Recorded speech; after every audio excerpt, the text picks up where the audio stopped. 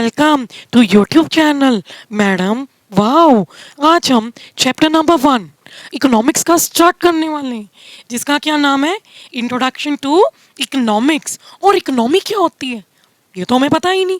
तो चलो आजो सीखते हैं कि इकोनॉमिक्स है क्या, what economics is all about.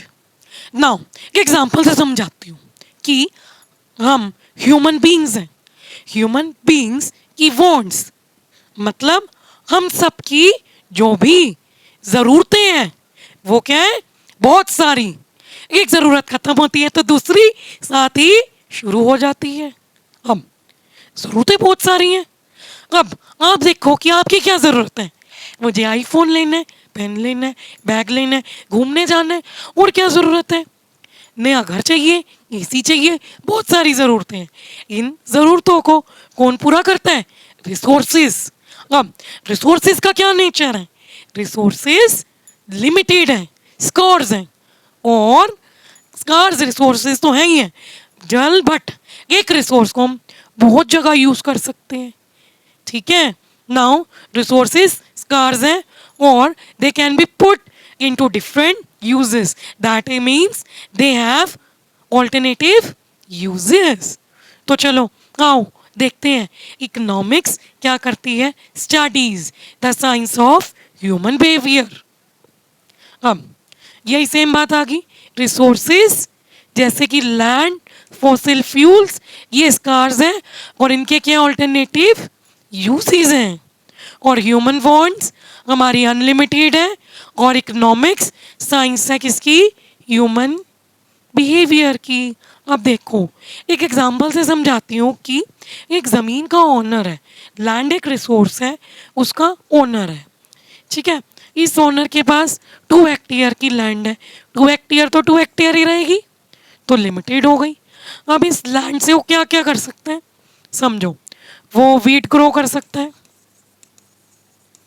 और क्या कर सकता है, वो होटल रन कर सकता है, रेंट पर दे सकता है, और क्या कर सकता है, फार्मिंग, और बहुत कुछ कर सकता है, घर बना सकता है। ठीक है, तो बट ये सारे काम, इतने सारे काम क्या इतनी सी ज़मीन पे हो नहीं पाएंगे। तो इसके क्या है, ऑल्टरनेटिव यूजेस। अब एक और दिक्कत आई कि ओनर सोच में पड़ गया कि लैंड इतनी सी, ये लैंड इतनी सी, इसके यूजेस ढेर सारे, तो मैं क्यों, किस यूज को लैंड में अच्छे से लाऊं कि मेरी लैंड अच्छे यूज में भी आ जाए और मेरी मैक्सिमम ज़रूरत भी पूरी हो जाए।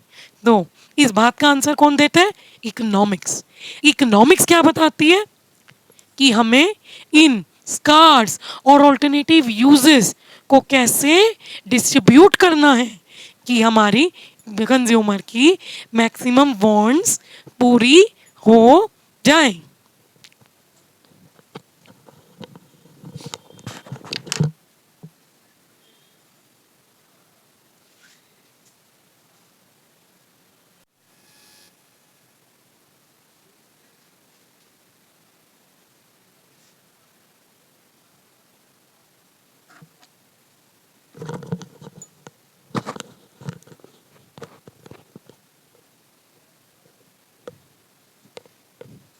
अब हमने क्या सीखा, इकोनॉमिक्स किससे डील करती है। अब हम सीखने जा रहे हैं micro economics versus macro economics. अब हमारी बुक माइक्रो इकोनॉमिक्स है। माइक्रो इकोनॉमिक्स क्या होते हैं, micro means small, macro means large. जब हम एक इंडिविजुअल यूनिट की बात करेंगे तो किस में करेंगे, माइक्रो में।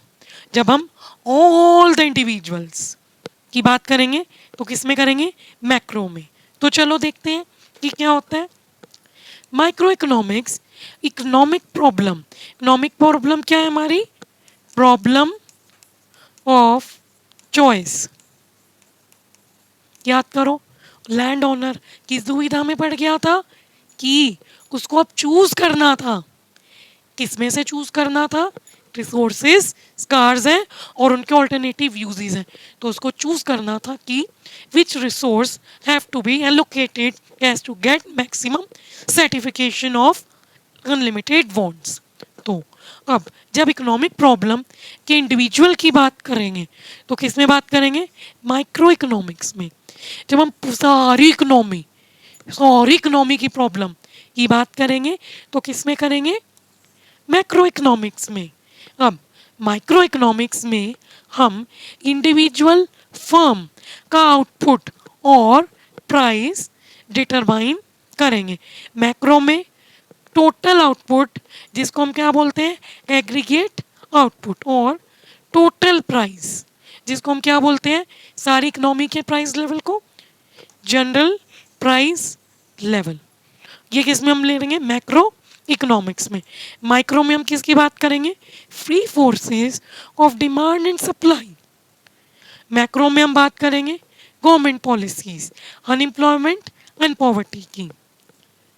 चलो हम आगे आते हैं, positive economics and normative economics. ये बहुत कंफ्यूजिंग रहता है बच्चों को, और पॉजिटिव एंड नॉमेटिव में से 2 या 3 क्वेश्चन आपके पेपर में पक्का बन के आने हैं। स्टेटमेंट पूछ लेगा, ट्रू फॉल्स पूछ लेगा, एजर्शन रीजन पूछ लेगा, या और तो और केस स्टडी बना देगा। ठीक है, तो देखो पॉजिटिव इकोनॉमिक्स इकोनॉमिक इश्यूज की बात करती है जो किससे जुड़े हैं, पास्ट प्रेजेंट फ्यूचर। और इसकी एक हिंट है, ट्रिक है पॉजिटिव इकोनॉमिक्स की, कि जब जब फैक्ट्स या फिगर देख लोगे, क्या देख लोगे, फैक्ट्स या फिगर, वो किसका एग्जाम्पल है, पॉजिटिव इकोनॉमिक्स का। For example 22% of poverty of India are absolutely poor. ठीक है, 22% पॉपुलेशन इंडिया की पुअर है। ये क्या है, फैक्ट्स एंड फिगर, तो किस में आएगा, पॉजिटिव इकोनॉमिक्स में। अब अगर हम बात करें नॉमेटिव इकोनॉमिक्स की, तो नॉमेटिव इकोनॉमिक्स की एक छोटी सी हिंट है, वो ये है कि व्हाट आउट टू बी। क्या है, क्या हिंट है, व्हाट आउट टू बी, मतलब कल को क्या हो सकता है। ठीक है, देखो इकोनॉमिक प्रॉब्लम की अगर हम बात करें तो इकोनॉमिक प्रॉब्लम पे जब अलग अलग इकोनॉमिक्स, जैसे कीन्स हो गया, मोराल्ड हो गया, रोनाल्ड हो गया, इन तीनों ने विचार किया एक प्रॉब्लम को लेके, डोनल्ड का, मोलार्ड का, कीन्स का, तीनों का विचार अलग। अब जब ओपिनियन ही अलग है तीनों का, तो कीन्स अलग जजमेंट देगा, मोरार्ड अलग जजमेंट देगा, रोनाल्ड अलग जजमेंट देगा। तो उस केस में हम किसकी बात करते हैं, नॉमेटिव की। पक्की पक्की बात नहीं है, संभावनाएं हैं, पॉसिबिलिटीज है, वो किस में होगा, नॉमेटिव इकोनॉमिक्स में। ठीक है, किससे डील करता है, ओपिनियंस ऑफ इकोनॉमिक्स, जो किससे रिलेट करते हैं, इकोनॉमिक प्रॉब्लम से। उसके कारण क्या आते हैं, ओपिनियन के कारण जजमेंट। तो अब एक एग्जांपल है नॉमेटिव का, एमजी नरेगा।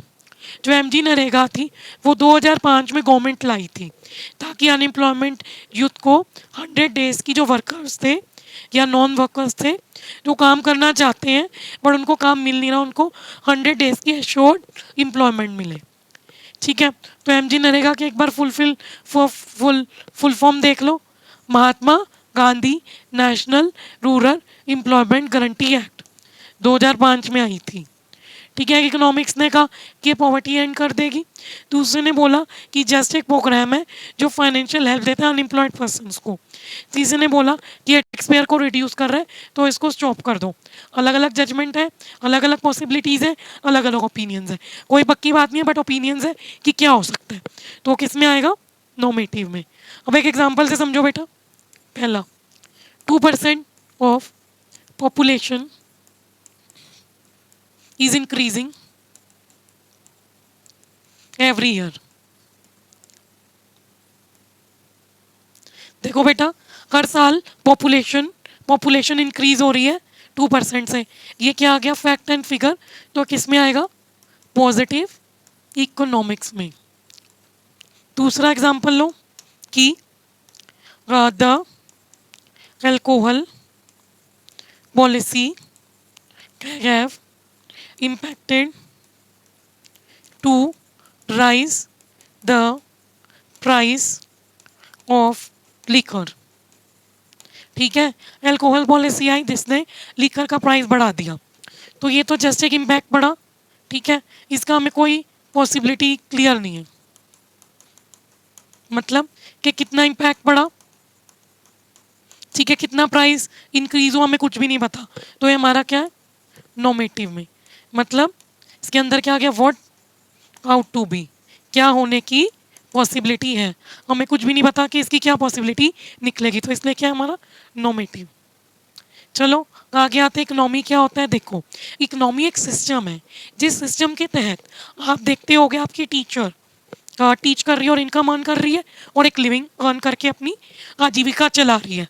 डॉक्टर इलाज करके आजीविका चला रहे हैं, आसपास बहुत सारे लोग हैं जो कि सिस्टम को रन कर रहे हैं, उस सिस्टम में इकोनॉमिक एक्टिविटी कर रहे हैं, कमा रहे हैं, कमाने के बाद अपने खर्च कर रहे हैं और उधर रह रहे हैं। इसी सिस्टम को हम क्या बोलते हैं, इकोनॉमी। इकोनॉमी एक सिस्टम है जिसमें पीपल एक एरिया में रहते हैं और अपनी लिविंग अर्न करते हैं, क्या करके, इकोनॉमिक एक्टिविटीज करके। इसी पूरे सिस्टम को हम क्या बोलते हैं, इकोनॉमी। चलो, हमारी तीन तरीके की इकोनॉमिक्स होती है। There are three types of economy. पहली सेंट्रली प्लान इकोनॉमी, दूसरी मार्केट इकोनॉमी, दूसरी मार्केट, तीसरी मिक्स इकोनॉमी। अब इनको सीखते हैं, ये बहुत डिफिकल्ट दे रखा है तो मैंने एक शॉर्टकट ट्रिक बनाई है इसको सीखने की। तो देखो, इसको स्क्रीनशॉट ले लेना, बहुत शॉर्ट में है ये चीज़। ठीक है, ले लो। अब देखो, सेंट्रली प्लान इकोनॉमी में मतलब प्लान कौन बनाता है, गवर्नमेंट।